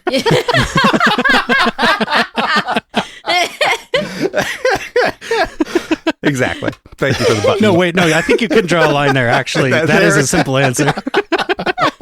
See, the more you know. You need that real, the real look behind the curtain. Context, that's right. Perfect. Hey, the episode didn't have jokes. I got to crack them somewhere. Man. Well, and then I think absolutely fair. The one other thing we got to talk about what is Starfleet, and again, Jesse, good on you for plucking this out of the dialogue, is the response to William Shatner's quote about space is dark and cold and full of death. And I noticed after hearing you talk about that and Alan say that's exactly what I was doing, when I watched it again, like, it's interesting. One, I want to defend Shatner a little bit because I feel that quote gets misappropriated a lot. Like, he says it in saying, like, we cannot live out there. Earth is the only place we can live, so we've got to take care of it. Like, it's an ecological message is what he's trying to get across with that. But also, Una doesn't disagree with it. She says yes. She yes-ands it. Right. It is cold and dark and full of death. And Starfleet is what brings light and hope to it. And I thought that was an elegant pass from the one concept to the other. Right. And I think, I mean, you're having your Marilyn Manson moment now here. You're like, leave William Shatner alone. Right. And your mascara is running. But it's a fair point. But also, it's like, dude, we sent people to the moon. Like, if we collaborate, if we do the science, if we learn the work, there is additional opportunity out there. It's not to say, like, heck with Earth, it's a lost cause, which is a lesson we learned in the last episode. If you abandon this cause, you don't deserve all of the possibilities that space offers, right? Mm-hmm. But it is always still about the collaboration and the science and the choice to better ourselves. And that's, I mean, like you said, it kind of can come across as trite, but I think simple points sometimes sound oversimplified because they are very good points and they don't need anything expounded upon, which obviously I'm very guilty of at almost all times. Well, we wouldn't be who we are without the people who call in. Let's hear from our last individual caller tonight. Here's our good buddy Zoe. Open Pike Night. This is Zoe Richardson, USS Cinema, Captain Commanding, and host of Backlook Cinema, the podcast. What is Starfleet is probably my new favorite episode, or at the very least, a tie with the previous episode. And I love it for multiple reasons. It's a horror episode. It's asking some really uncomfortable questions about Starfleet. And it's once again changing up its style. And this is a fantastic documentary style episode. This was a personal episode for me because having volunteered for military service, I'm familiar with some of the questions that were asked of the crew in this episode and how uncomfortable these questions can be, or having to carry out orders that you don't necessarily agree with. it kind of shows that the wider civilian community in the UFP still consider Starfleet to be a military, even though Starfleet itself doesn't see itself as a military. They see themselves as explorers, and it's kind of a callback to Star Trek II, where both Dr. Marcus's kind of complained that their project was being taken over by the military. So yeah, this is great Star Trek. It's great Star Trek television. Richardson out. I've been encouraged. I know you said you thought it would be the most divisive, and it has its detractors, but I feel like it's 75-80% of people say they love it, with maybe 50% saying it's their new favorite episode of Strange New Worlds. Like, it hit. Of the community that we have, Perhaps. which is a very positive community. Like, there are literally days where I'm like, why did I say I'll do the social media for this show? Gosh. And it's not to begrudge people their opinions. It's just like, you can only read so many negative takes on a thing that you like before you're like, I have to stop doing this. Yeah. Like, I cannot take any more of this, because again, and it's not even that people aren't making valid points. It's just that, like, okay, that hit you that way. And like I said, it is the tendency to state an opinion as fact, which everybody is guilty of. I'm sure I've been guilty of it before. But when you read so much of it that is antithetical to how you feel, it starts to wear on you, like physically get you down. But I really love that call from Zoe, because like you said, knowing that this is somebody's favorite episode is incredibly healing for me to hear. Yeah. I mean, this is definitely an episode that you're going to bring stuff to, like whatever baggage you're carrying, whatever your pet issue is, you're bringing it to it for better and worse. And I mean, your opinion through that lens will be 100% valid. I hope you can open yourself up and read all the different views, like I did in our Discord, and I realized that, like, I agree with every one of these views, and some of them are diametrically opposed, and that is a strength of the episode, is it can be all of these things. Yeah. So yeah, we talked about how great Star Trek is. It's changed people. It's changed the world. It's an amazing thing that means a lot to everyone. Also, it's a spaceship TV show. Don't take it so seriously. Spaceship people. TV show. Yeah. And going to what Jesse was talking about with stating opinions as facts. This is a fact. Beto is a kid. He's what, early 20s? So he's been on the Enterprise few months, right? 6 months or so. Who is he hanging out with? Who else have we met who was in their early 20s? What other Wesley Gamble. Crusher types are there? Ensign Gamble, which means Beto knew all these questions to ask because possessed Ensign Gamble sent him a message and was like, I know all this shit. Ask this. I said, like, he was a total documentary nerd. He was totally on board. He was like, hey, man, can I watch you edit? Which is the weirdest question I've ever gotten as a film producer. He's like, do you know how boring it is to edit? You get it a lot, all the time. It's like, Gamble was a can I watch you edit guy. And so, yeah, that's where Beto got the have you ever erased the logs in sickbay question, was from Possessed Gamble. It's obvious, guys. He and was that down is there a fact. in the brig. Yep. Just interviewing him between scenes. Yep. Yeah, that's great. To your point, though, John, there's been times where I'm like, oh, I should take like screen captures of me editing this episode of Open Pike Night to show people, like, here's the work that goes into it. And like 6 minutes into that screen capture, I'm like, I would not watch this. Like, why would anybody watch the editing process? So what I generally do is I'll take a screen cap at the end, a still frame of like, look how many cuts there are in this. Like, that's the way to present that, right? Yeah. Like, who asks, can I watch you edit? That's insane. Oh my God. So many people. Yeah. Unless you're like in a university setting and you're learning how to edit. Yes. Yeah. Right. But even it's then, alone in a booth. just watching someone, I don't know. Everyone finds their own way. So why have you watched that same 3 seconds 19 times in a row? Because I'm editing? Duh. Oh, it's Why else would I be insanity. doing that? Well, let's see some things. I know, according to the outline, we're about to kind of shift gears a little bit. Yeah. So let me shoot out my last thoughts on the episode. Do it. Speaking of shooting, we have spent drastically too little time talking about Badass Lon. Yes. I love that at the end of my very deep conversation with director Sharon Lewis, where we talked about all the things this episode can mean and the messiness of it and all that, when I asked her favorite shot of the episode, Lon being a badass shooting stuff, Like, it just, like, when you make stuff, you just want to make cool stuff. Like, that's why you get there. I mean, you want to do all the good, like, intellectual, meaningful work, too, but sometimes you just want to see, like, Chrissy Chong shoot stuff. Yeah. Yeah. But for me, the thing that we haven't spent enough time on, much like the show itself, is Ortegas. Yeah. I think this is the culmination of her arc from earlier in the season, because she's struggling with how to even answer Beto's questions, and then she tells him straight up, I'm not going to answer your question. And then she completely expounds from that point forward. And it makes so much sense now because it fits with everything she's done. She came to Starfleet so she could have some modicum of control over her life.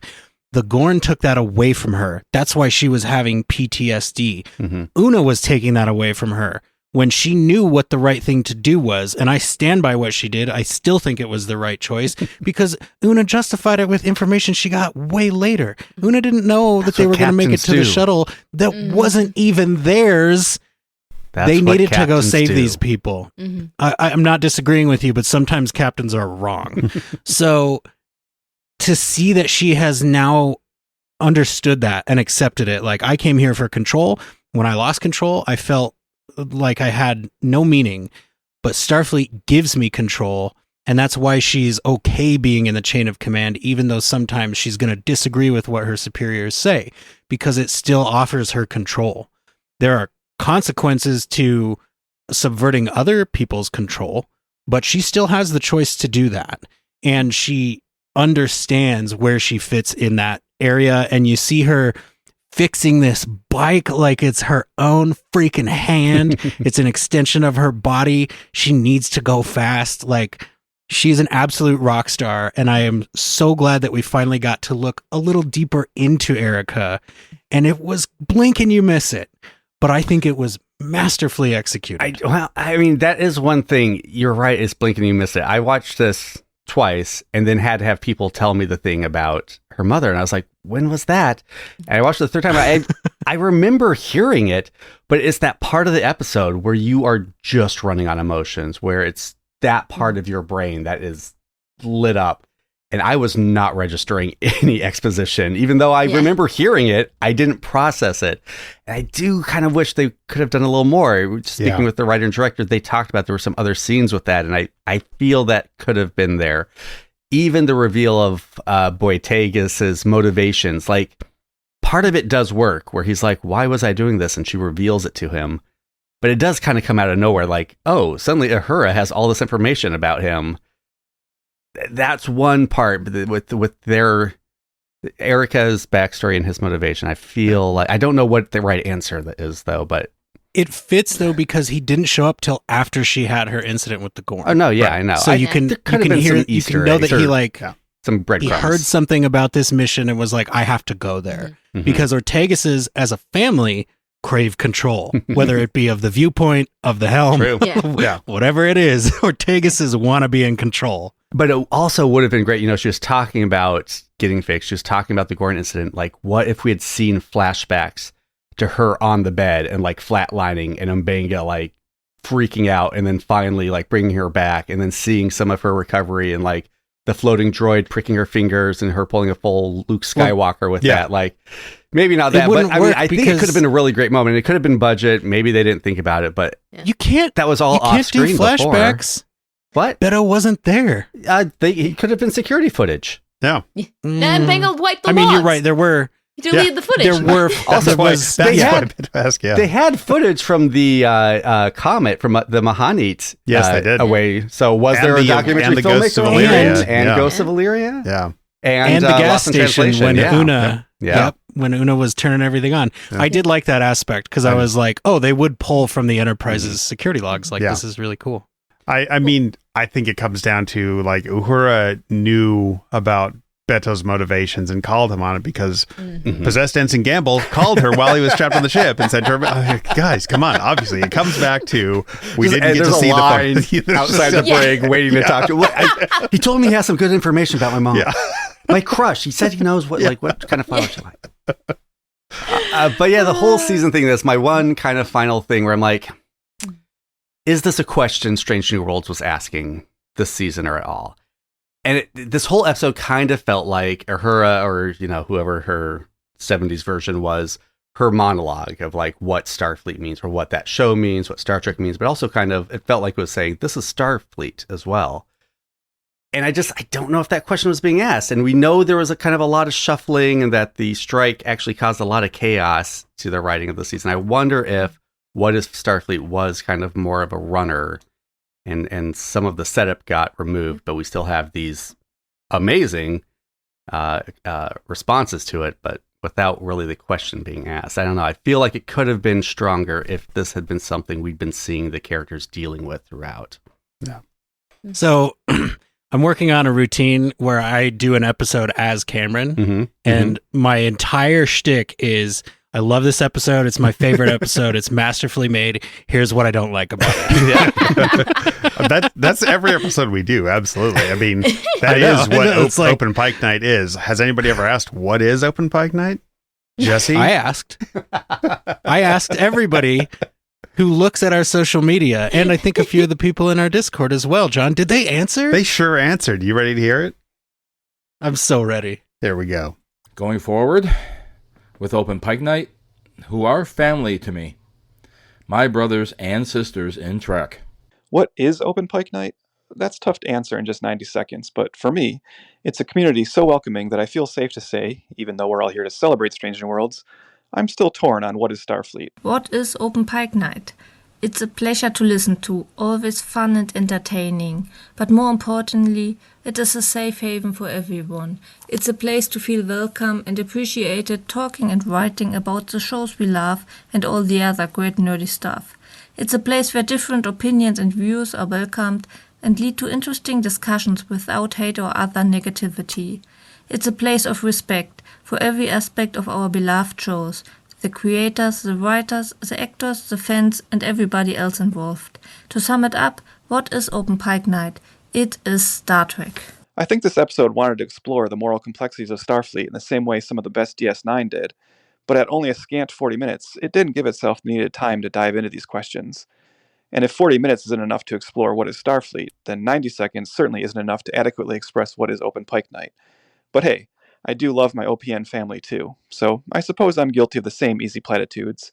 I never said I wasn't a hypocrite. Aw. Thank you, everybody. That was so cool. So sweet. I was telling Cam, like, should we put this in the CTA? Is it too self-serving? Is it a little bit funny? But Cameron just said, do it. So I did it, and I'm so glad we did. Yeah, because I knew I could blame Jesse if it went south. Well, and which is totally fair. Like, I'm happy to play the overly effusive fan and the self-serving sycophantic podcaster. But like, the answers mean the world to me personally, and I'm sure it feels the same for John and Cam, because it's like, this is the kind of thing, like when we started it, we're like, well, how do we get people to listen? Like, well, if we put their voices on, maybe they'll be interested in listening. But it became so quickly so much more than that. It became, it still is mind-blowing to me that more than one person used the word family, but like, it's our Star Trek family. This is where we can come to openly talk about how we feel about this and not worry that somebody is going to shut us down or play our clip and then be like, this Joker clearly doesn't get it, right? Like, this is where we come to share. This is the captain's table that we gather around to eat replicated turkey meat. I'm so grateful for all of you callers, and thank you so much for answering that question. I know 90 seconds is not a lot of time, but you all absolutely have filled my heart, so thank you.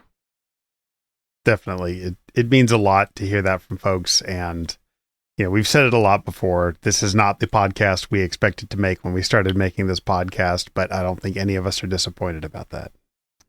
And I'm just, I was so relieved, maybe, I don't know, to hear you all talk about the whole community. Like, it would just be too much pressure if people are like, Cam, John, and Jesse. Like, it's not us. Like, this podcast would fall apart if it was just us.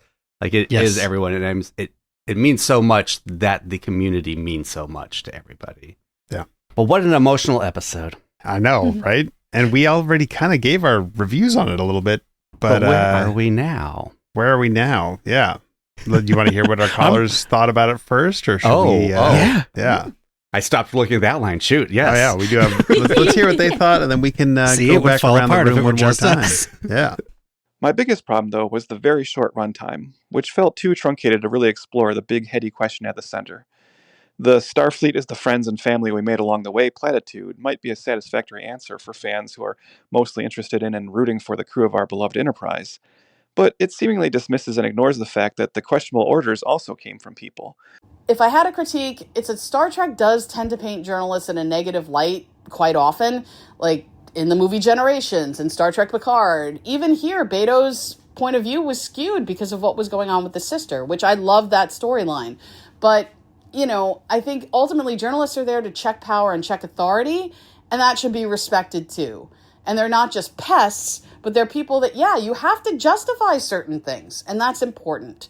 I absolutely love that Strange New Worlds continues to do strange new things. 10 out of 10 for artistic direction on this one. I like the style of it. It's different and fresh. It's a very well-written episode that looks at family from many places, including the Jakaru, and what we will do for that family. A lot of thought-provoking stuff, and I welcome it. Thank you. Any case, I thought this was a very good episode. Kind of across the board. Good. Yes, and again, what I like about this is that everybody is willing to share their opinions, especially opinions that they know are not universal, because really what opinion is. A couple of things I'll push on is I think that the episode gives us the answer to what is Starfleet, but only insofar as this is what the people in Starfleet think it is. I don't think it is trying to say, here's what you as a viewer should think Starfleet is. I think it's just asking the question, and it's giving you the space to have this conversation. It's giving you the space to say, well, how do I feel about that? Because they didn't answer this question, or they didn't address this point. And you're absolutely right, they didn't. But I think they did that because they trust us to do this. They know people are going to talk about this. And I hear you, Michelle, on the journalism thing. My guess is that that's unintentional, because otherwise it would mean like hundreds of writers across decades of time saying like, but make sure to reinforce the journalism is bad point. I think it's just a thing that comes up with, parallel storytelling. Well, but also goes back to the my director point in Winds of Time, filmmakers and archaeologists is a trope. Like, there's no story if they are magnanimous. But also the director of this episode is a documentarian. Is a journalist. Like, she is a journalist. She knows the story that's being told here. She understands the pratfalls of trying to tell a story from an objective standpoint, or from a standpoint you're trying to present as objective. Yeah. Because clearly it is not. So again, you're not wrong. The track record for journalism in Star Trek is not great. Jake Sisko seems to maybe buck that trend, but there's still things that you could point to and be like, wow, they really hate reporters. And my guess, if I had to guess, because again, I did not write any of the Star Trek you've ever seen, is that it is a critique of media as a whole, of mainstream media, of mass media, of the way that media can be used to alter viewpoints and to tell narratives, that kind of a thing, which I think is, there are probably no Trekkies that wouldn't agree that that's a fair point to make. But you're right, the track record makes it appear anti-journalist. I personally am assuming that it is not that, especially because a journalist helped make this episode. Katie, as a journalist, you never get any hate mail or nasty messages about the journalism you do, right?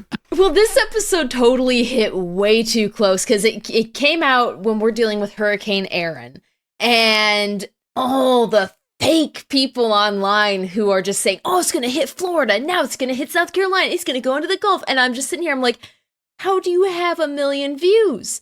How do you do this? And then you have a whole new crowd, which honestly, I think flying too close to the sun again, was very Beto to me, because they are very set in their ways of, you can manipulate the weather. I'm going to show people that you're manipulating the weather. You're making it hit certain places in the United States. And if it doesn't happen, then you're just messing with us. Like, it's so hard to break a mindset. And not everyone has a giant creature dying in the sun to prove that point. So it definitely felt very real and very emotional, which is why I had to step back and watch it multiple times, because you watch it as if you're in Star Trek in the universe, as if you're like a member of the ship or a civilian, and then you step back and you watch it in our world. And it has different contextual meanings depending on which setting you're in, which I think is a flavor that Star Trek doesn't necessarily dip into all that often. So it was really cool to see, even if it was more niche of an episode. Well, this is going to be no one's comfort episode. It's certainly not my comfort episode. I'm not a fan of messy. I have this kind of theory that's probably way too big to get into now. But I mean, I think just as people, we're all dealing with the existentialism of life and we cannot control life. Life has no rules. It's big and scary. And so we all find something to cling to or to view life through. For some people it's religion, for some people it's drugs or other addictions. Anyway, mine is movies. I love movies and TV because it gives me a lens to look at life in an orderly way. This is the beginning, middle, and end. This is the setup. This is the payoff. So I don't usually love messy, but I also don't usually love like abstract, artsy-fartsy films, but David Lynch is one of my favorite directors. So there's always an exception, and this episode is an exception. When I learned to embrace the messiness of it, when I realized it's a 40-minute episode that shows the breadth of Starfleet in one mission. It shows the skeeviness. It shows the like not wanting to do orders but having to do orders. It shows the moralistic courage to do the right thing. It's all there. It's a critique of documentary. It's using the documentary format to also show the benefit of journalism, to say you need to ask these questions. It does all that in 40 minutes. It's amazing. It took more than 90 minutes, but at 2 hours, I now love this episode. There you go. There you go. The comfort ones will be my personal favorites. I'm glad I had a reason to watch it multiple times because, again, like someone said, you might not want to, but you get so much more with every viewing. And that's where I take it is I didn't, I felt the emotions. I felt it at the end of that episode. And I mentioned to you guys after I watched it, like, yeah, this is a heartfelt 40 minutes, and it is a heartfelt 40 minutes. It does get better on repeat viewing because there is, like Cam just said, so much going on, and it's fun to watch for specific things and look what else is going on from besides where the camera is being pointed. It's fun that I'm guessing Admiral April or whoever's voice is all redacted while Pike and Una are getting briefed kind of sounds like a Gorn, so I just imagine that. But no, it's not comfort.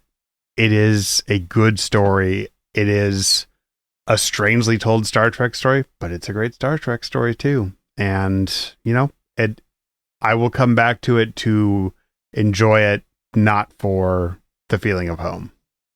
Mm-hmm. Yeah. Mm-hmm. And John, I'm very sorry it took us 2 hours to talk about this 40-minute episode. Right. I know, Right. I know it's pushing midnight for you, but we do have a little bit more to get to. Why don't you take us home, John? All right. Well, we do pick a song, each of us, that we feel represents this episode. I know I went around the block a few times with a few different songs trying to find my focus, but I know what I've found. Who would like to start tonight? You tell us. All right. Jesse, you're going to go first this time. That's funny. I was going to suggest Cameron. Yeah. So this one was actually pretty easy for me. I definitely came away from this episode mostly being angry at Beto. I understand why he did what he did. I totally get it. I think his motivations are not completely dishonorable, but I was still mad at him. I'm still a human. I don't like what you did to Uhura. I don't like that you made your sister deal with her trauma on a timeline she hadn't chosen. And I think it comes down to Beto has a grudge. So the song that I have chosen this week has lyrics like, wear the grudge like a crown of negativity, calculate what we will or will not tolerate, desperate to control all and everything, unable to forgive your scarlet letterman, clutch it like a cornerstone, otherwise it all comes down. And this song talks about how the grudge can be worn like a crown, but it can also be an anchor that holds you back and keeps you from developing as a person. And this song is called The Grudge by Tool.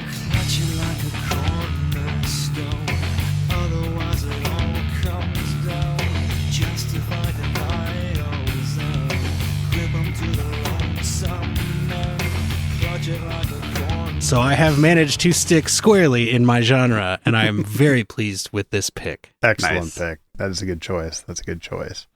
Katie, you want to go next? Yes, because I went between two, and I think I've decided on which one just now.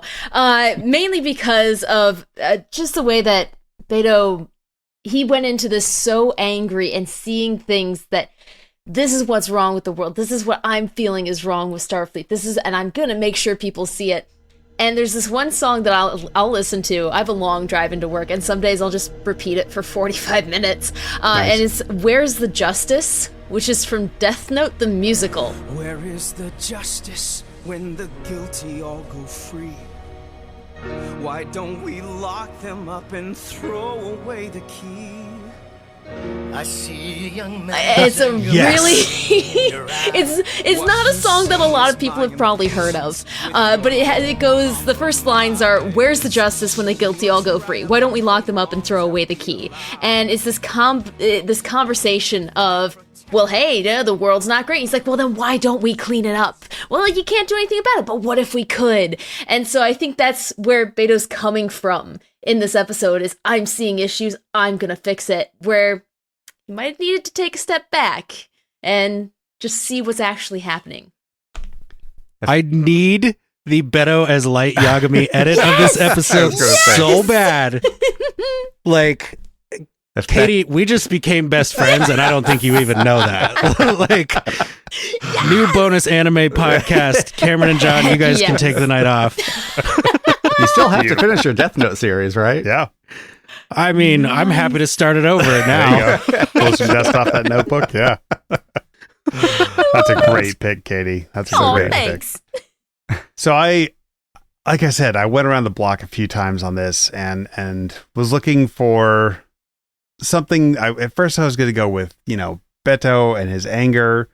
And then I was thinking about the Jakaru and that kind of, the sacrificing yourself for yourself and for everybody else.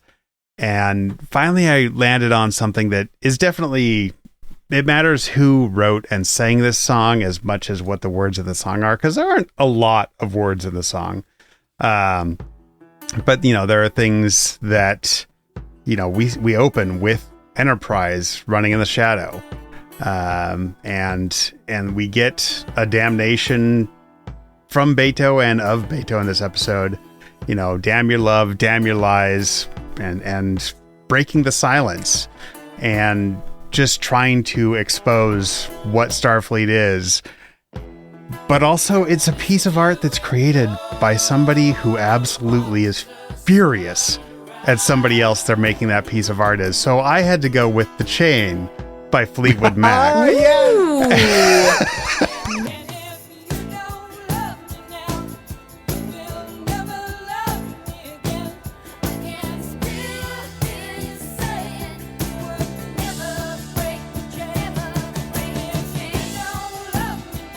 Nice. I feel that it really embodies one. I mean, you open with that Western guitar. I mean, you got a Pike walking down the hall in cowboy boots shot right there. But I was like, that song has so much hate and anger behind it. Yeah, there we go. It's going to go be The Chain by Fleetwood Mac. That whole album. Yeah. Yeah. For all of you out there who thought No Doubt had some charged performances, just watch any Fleetwood Mac. Yeah. Which, by the way, Buckingham Nicks comes out. The album they wrote together in 1976 is finally releasing in September. Oh. There's 2 songs already out. Yeah. Oh. Yeah. Oh. They finally settled it. 50 years later. See, Cameron, this is why I don't go last. Yeah.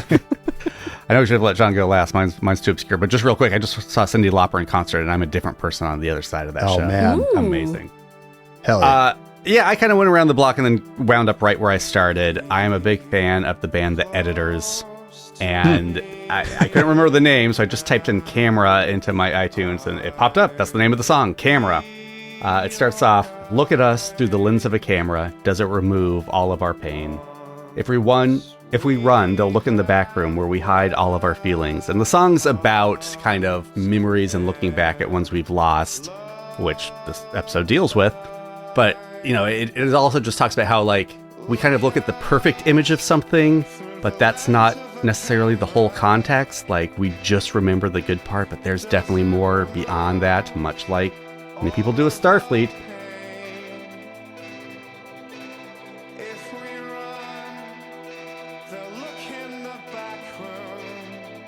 And it even has the repeated chorus line, "I just close my eyes as you walk out," which I'm pretty sure is what Beto did when Uhura stormed out on him. So I'm going with editors and keeping my kind of like new wavy synthy vibe going. I like it. Nice. I love it.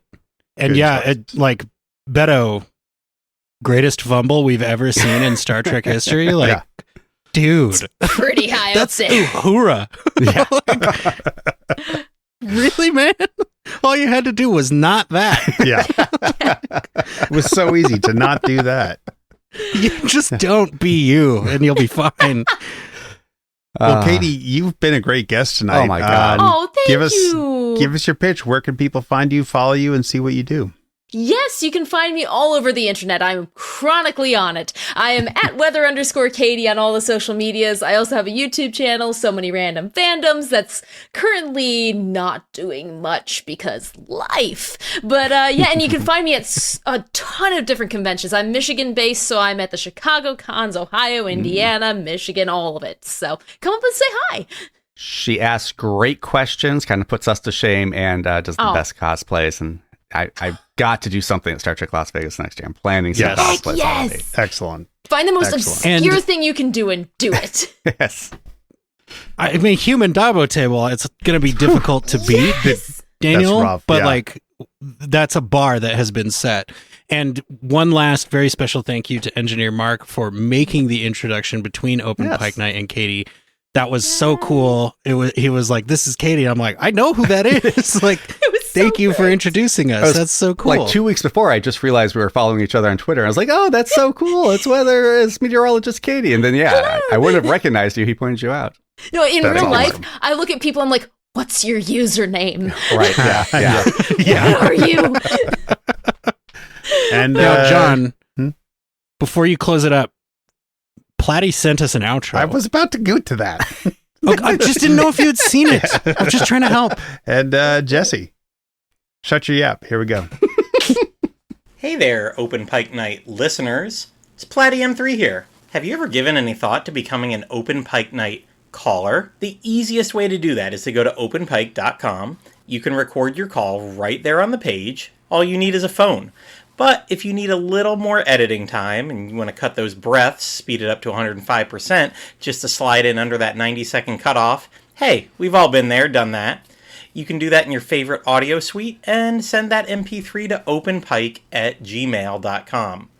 Of course, if you want to hang out with the Open Pike Night crew, they can be found on pretty much every social media platform at Open Pike. But if you want to hang out with me and many of the other wonderful listeners and callers, oh, and yeah, the Open Pike Night crew is there too, look up their Discord. It's a Trek-positive place to hang out with some of the nicest people you've ever met online, despite our individual feelings on episodes. You can find that link right on openpike.com as well. This might be my new favorite Open Pike Night moment. Yeah. Like, you've saved us time, energy, and effort. Like, anybody out there who just heard that, feel free to send your version of it in too. We'll rotate through these as they come in. That was beautifully done, Platty. Thank you. So good. So good. It was great. Thank you, Platty. We couldn't be more appreciative. Like, that's fantastic. But what about Green Shirt, Platty? What? Yeah. What are we? Are we just Jakaru poo? Is that what we are? What is Green Shirt, Cam? What is that? It doesn't matter. Platty doesn't care. Damn. It's where you can hear John and I and our other co-hosts Bobby and Rob talk about TNG and now DS9. And very soon, I just met up with Rob yesterday for Philly cheesesteaks, and we were talking about looking forward to getting into Picard soon here. As soon as Strange New Worlds is over, look for that starting back up in October. That's fantastic.